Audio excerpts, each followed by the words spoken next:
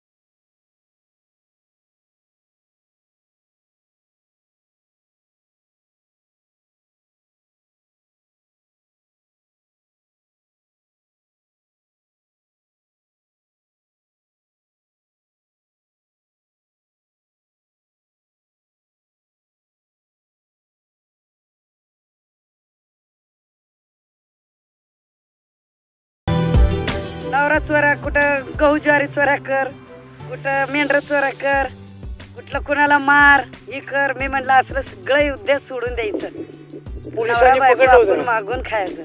नवऱ्याला कधी पोलिसांनी वगैरे पकडलं होतं का? पकडलं होतं तर ते पोलिसाला सुद्धा मी मुजावर साहेबाला सुद्धा हरकट्याक आणला. साहेब बघा तुम्ही चोऱ्या करताय एक जण, नाव घेताय एक जण, आणि माझा नवरा निष्कारण पापीचा धनी होतय. ते मुजावर साहेबाला बोलता बोलता त्याला हरकट्याक आला होता साहेबाला. बरे तू एवढं ज्ञान कुठे शाळा शिकली? मी म्हणलं शाळा शिकली नाही साहेब म्हणलं मी, पण अन्याय आणि न्याय तुमच्या जवळच आहे, आमच्या जवळ नाही. वाळलं बी जळतंय आणि वलं बी जळतंय. मग एक मरतय, एक चोरी करतय आणि माझ्याच नवऱ्याला धरून येतंय का? तर आरबळीला ठ्या कुणाचा तर समाधान काळाचा. कुठे इतर आम्ही कुठे दडायलाच नाही, लपायलाच नाही. ज्या वेळी शिंगल साहेबाने आम्हाला, अपर्णचंद्र साहेबाने इथं येऊन आम्ही शरण गेलो. शरण गेल्यानंतर त्यांनी जागा दिला, गाव धरून दिलं, तेव्हापासून आम्ही आरबळीतच ठ्या मारू नाही. पहिलं कुठं होता? बोराळला.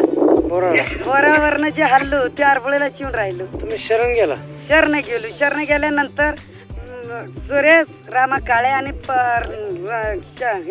रवींद्र रामा काळे आम्ही जाऊ शरण गेलो.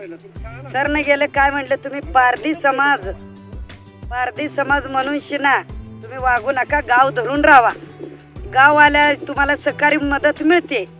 त्या अर्थी आम्ही गाव धरून राहिलो. आम्हाला आधार कार्ड मिळालं, रेशन कार्ड मिळालं, लेकरांनी शिकवली, लेकरं बी मार्गाला लागले आणि आम्ही बी माणसात शिरलो.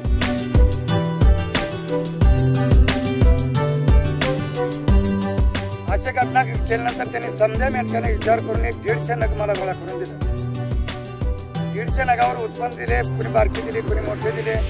त्यात एक वस्तू मला त्यांच्या खांडातून एक बकरी नेलं. ते बकऱ्याचे बेणं तयार झाल्यानंतर 1 लावर मला जलमलं. आटपाडी तालुक्यात तुम्हाला सांगतो एक जत्रा आहे. जत्रामुळं ती वस्तू नेली मी. ती वस्तू 1,51,000ला विकली. पहिला नंबर समाधान काळाचा आला म्हणून 3 जिल्ह्यात पहिला नंबर आपला आला. ती लेकरांना सांभाळलं नसेल की एवढं प्यारनं मी सुद्धा त्याला सांभाळलं. आणि ती वस्तू 1 विकली. ती 1 वस्तू मी 1 एकर जमीन घेतली. त्याच्यावर 1 एकर जमीन घेऊन त्यात बोर मारून बागायत करून पोराशीला मुलाशीला काय बाय मुलं 3-4 मुलं मेंढरा कर, 2-3 मुलं शेती कर, असंही चालू झालं. आता आमच्या कारभाराचं बकरे 1.5 कोटीला किंमत सांगतात, मागतात 70 लाखाला. तर ती तुम्हाला सांगतो स्वतःच्या लेकराला सुद्धा काळजी घेत नाही. तेवढं त्या बकऱ्यावर त्यांचं प्रेम आहे. तर ती बकरं सुद्धा हे आपल्या जीवावर सांभाळायचे. ती बकरं माझ्या शिवारात घेऊन येत नाहीत की मामा कोणतरी औषध घालून मारल अगर चोरून नेलं. तर ही दोस्ती आमची कायमची राहण्यासाठी आम्ही एका ताटात बसलो. गोंगडे शपथ खाल्ली, बंडराची शपथ खाल्ली. आम्ही जिवंत असोपर्यंत माझा परिवार की आम्ही असंच कडेपर्यंत येणार आहे. आज कमीत कमी 12 ते 14 दिवस झाले मंगळवारी शिवारात 2 मुली असताना नवीन मुली आहेत त्या म्हणून आम्ही रात आणि दिवस दोघांवर बायको. बाबू मेटकराच्या सुना दुधी लेक एकच सुनी. तर त्या पुरी नवीन आहे ती रस्त्याच्या कडेला गबाळ टाकल्यामुळे आम्ही रात आणि दिवस पडून आहे. की कोण काय करते ते सांगता येत नाही. कोणाचा विश्वास नाही म्हणून आम्ही एक विश्वासानं गळा कोणाचा कापणार नाही.